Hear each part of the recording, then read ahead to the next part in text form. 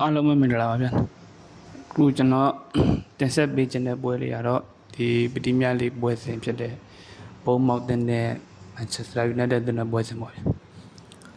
ဒီပွဲစဉ်ကတော့ဒီမနက်ဖြန်ညမြန်မာနိုင်9နိုင်ခွဲဒီဘက်မလေးရှားနိုင်9နိုင်မှာရှေ့ပြန်ပွဲစဉ်ပေါ့ဗျာဒီပွဲစဉ်ကိုသုံးသက်ပြမယ်ဆိုရင်ဘုံမောက်တဲ့ကအဆင့်10နဲ့မရက်တည်နေပြီးတော့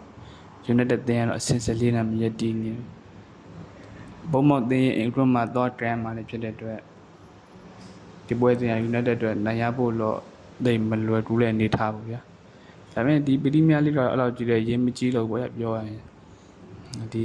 တန်မစင်းဘောတန်နဲ့မစင်းရလို့ United အတွက်တော့တန်နဲ့မစင်းရလို့ဆိုမယ်ဘုံမောက်အတွက်တော့ဥရောပဝင်ရတဲ့နေရာအတွက်တိုက်ပွဲဝင်သားမယ်လို့ထင်တယ်ကျွန်တော်အနေနဲ့ comment ပေးရမယ်ဆိုရင်United အတွက်တေးရိုင်းလို့ကျင်းတဲ့ပွဲမျိုးပေါ့တေးရည်သုံးမှုအဆုံးပဲဖြစ်တော့တယ်နိုင်ရဖို့ကတော့မလွယ်ဘူးပေါ့ဗျာဘုံမောက်တေးရဲ့အိမ်ပေါ်မှာဆိုတော့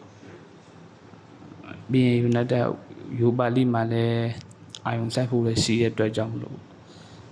မိတ်ဆွေများအနေနဲ့ဘောလုံးလောင်းကျင်တယ်ပြုကျင်တယ်ဆိုရင်တော့ကျွန်တော်အနေနဲ့ခံမိုက်ပေးရရင်တော့ United အနေနဲ့တေးရည်သုံးမှု